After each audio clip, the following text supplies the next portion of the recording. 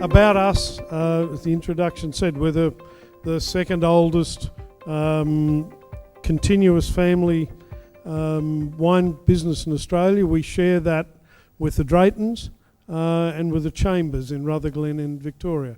The oldest continuous family company is Yalumba, through the Hillsmith family, who are about 10 years, they're 10 years older than us.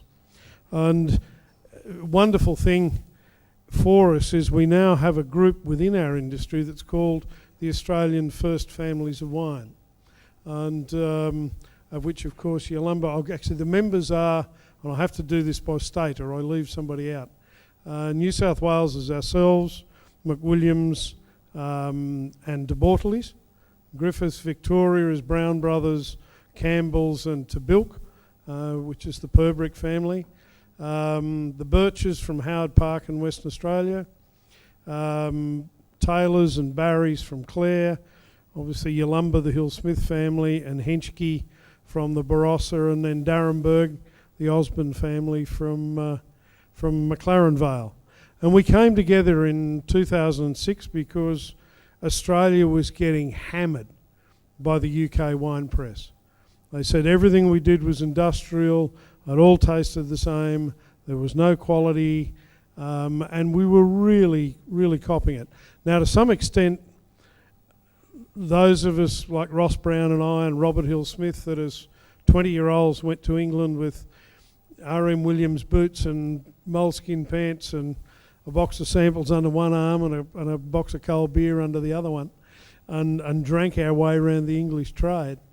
We'd been replaced by marketing executives in three-piece suits and a laptop computer and a pointy head with a propeller on top of it, and they'd never seen a grapevine. And I don't think they were really giving us the right image. So we decided that we would come together as a group, and it would be only the old families that, with the long-term view of the world and of the industry, that could turn that opinion around. We certainly did it. We've been to the UK 2-3 times as a group. It's really interesting, 2 weeks away overseas with 11 of your best mates. It's pretty good. Actually, I remember on the first one in England, a young journalist said to me, "What holds this group together?" And I looked at him and I said, "If you say Ross Brown's a dickhead, I'll pick you up to hit you the third time." And he looked at me with terrible shock on his face and said, "But he's your competitor." I said, "Yes, but he's also one of my oldest and closest friends." And that's why this group works. And it's a good lesson to bring back to any group. My great-grandfather, I suppose sent out was probably the best way to put it, from England. No bracelets around his ankle. But his father had died.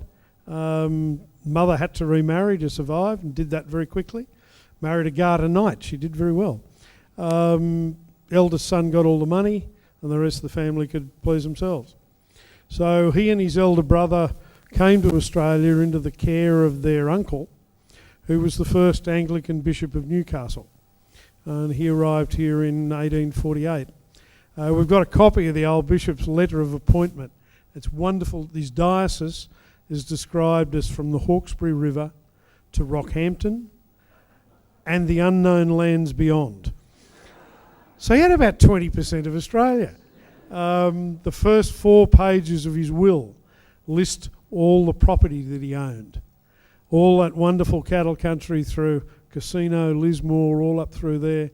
He owned about 2/3 of the Darling Downs. Left a whole lot to the church. I would have been happy with 10% of the Darling Downs. There'd have been no arguments, but unfortunately the church got all of that. So my great-grandfather arrived. He'd left England as about a 15-year-old. His father had been an eye surgeon, and he lived a fairly privileged life you would expect in London. And suddenly he's dropped in the middle of the Australian bush. And I often think about the resilience of those people and how they adapted and changed. His elder brother went into the church, came out with him and made a fortune, and he went into the wine industry and learned how to drink. He got what were called a conditional purchase. So you could take 320 acres maximum. You didn't get it for free. You had to develop it, clear it, build on it, and then at some stage in the future, you paid it off at a fairly cheap rate.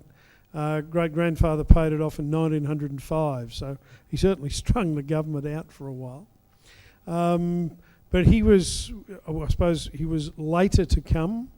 The hunters started in 1828. Well, there were in fact grapevines on the first fleet. They picked them up in South Africa. They were planted in at the Botanic Gardens, and there were apparently 2 French convicts. And the assumption being that if they were French, they knew about wine and grapes, and I think they were pickpockets from the back streets of Paris, and the grapes all died. In 1811, the biggest vineyard in Australia was at Callan Park at the mental hospital. And just think of how much happier the patients would have been then than they are today getting a bloody a Valium pill once a day. It would have been much more fun.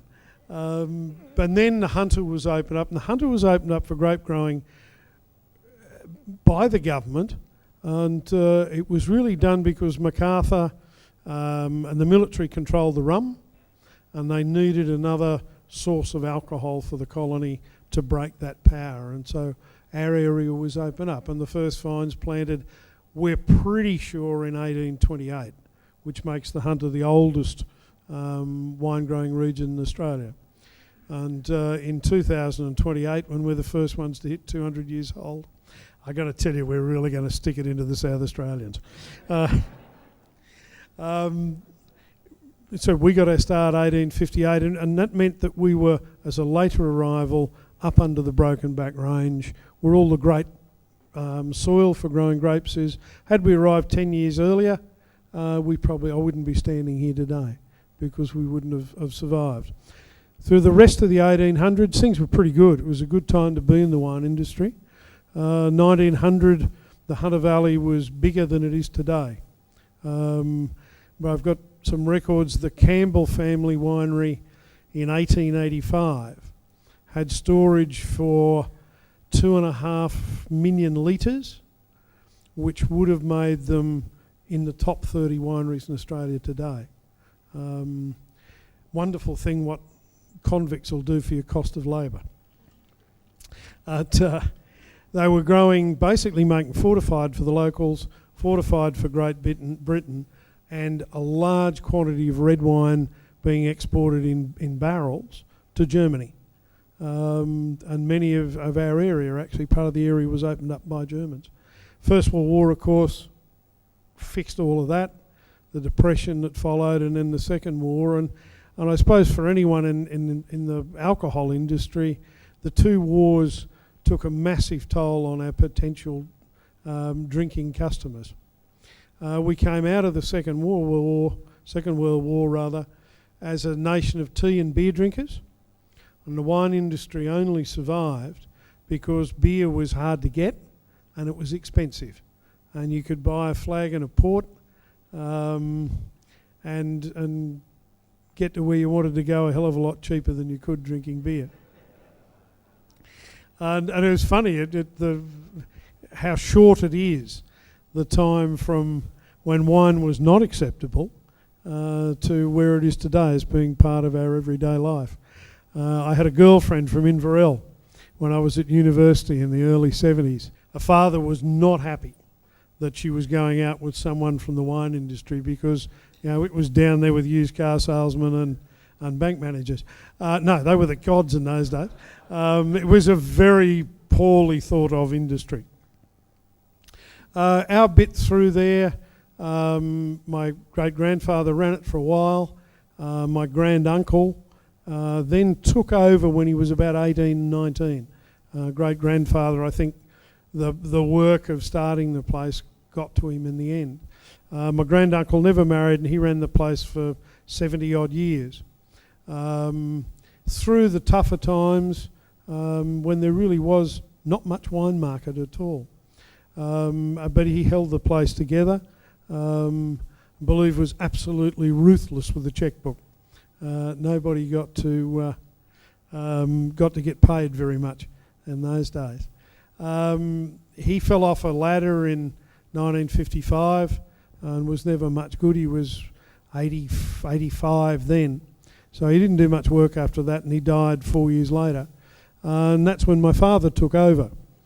And the problem of Uncle Dan's death was that he had no will, he had everything in his own name, and there were death duties.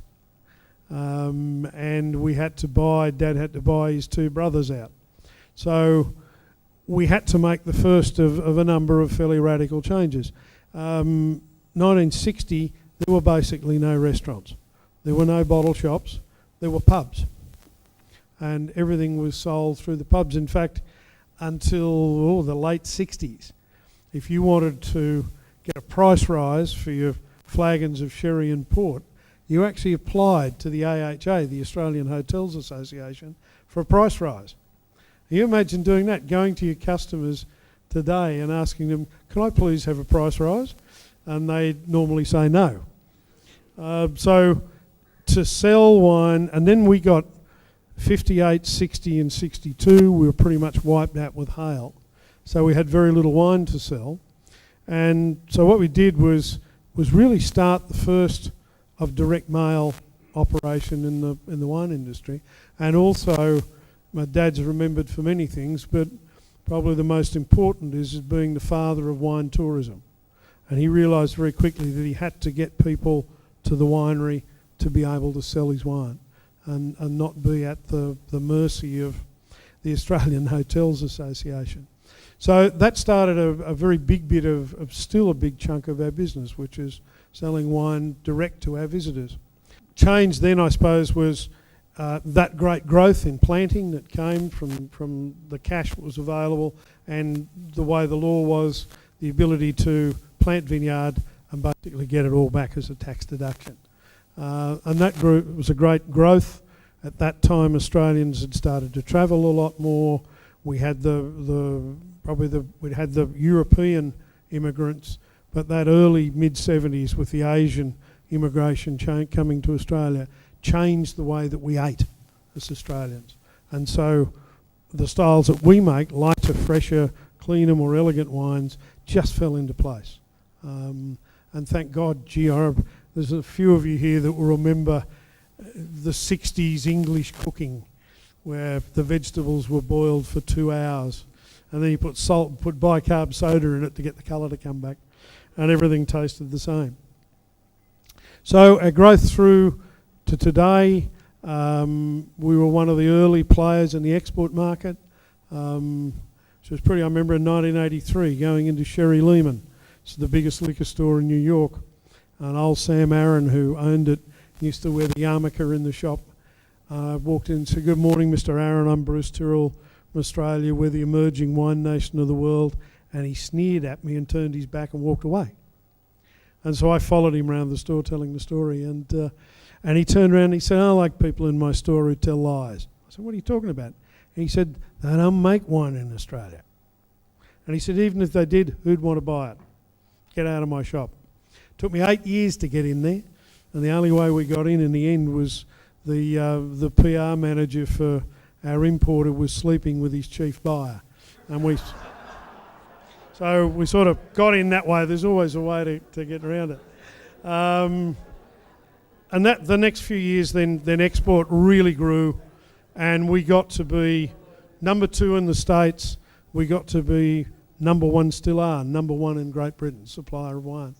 And that was because we could deliver quality product at all levels. Back in the 80s, between £2 and £10 in UK, pretty much all French, and it all tasted the same, and it was all bloody awful. And then we came along with wines that were easy to drink and whatever. 2008 changed the whole lot. Australian currency changed. In UK, basically, our prices doubled. And so we lost a lot of ground. Thank God now we're in a position we're getting that back. So I've just come back from the States 2 weeks ago, and there is this real feeling that Australia's back. But we're not back at $5 a bottle. We're back at $20 and over, and it's the premium end that they want. And And we've got plenty of that. You know, you guys are responsible. I always say that the Australian, if I take this group tonight, I take the same group in Paris, this group will know a lot more about what wine they like and why they like it. And you guys are the ones that have driven the quality in Australia and just made us better and better. And I think we're just about in for another golden age. I hope so. The last 10 or 15 years haven't been easy ones, but we've been able to survive that. All we've got to do is survive our political system. I always say we don't want any assistance from the government. We don't want any playing either. Just leave us alone. Let us get on with our job. We'll employ people. We'll grow.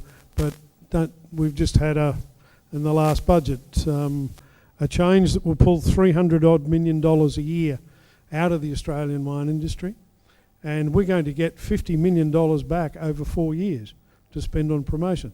It's really bloody generous. And it will, if it goes through, it will continue through, it will change the face of the Australian wine industry forever. We could lose more than half of our players. I'll finish at that. The other most important thing for Tyrrells as a family business is 7 weeks ago I got presented with my first grandson, and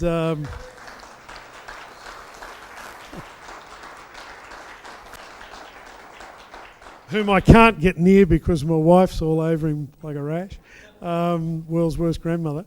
Yeah, so that for us, that's a wonderful thing, because the reason we're still here is to be able to hand the business on to the next generation and hopefully the generations after that. So I will sit down and be quiet now. Thank you.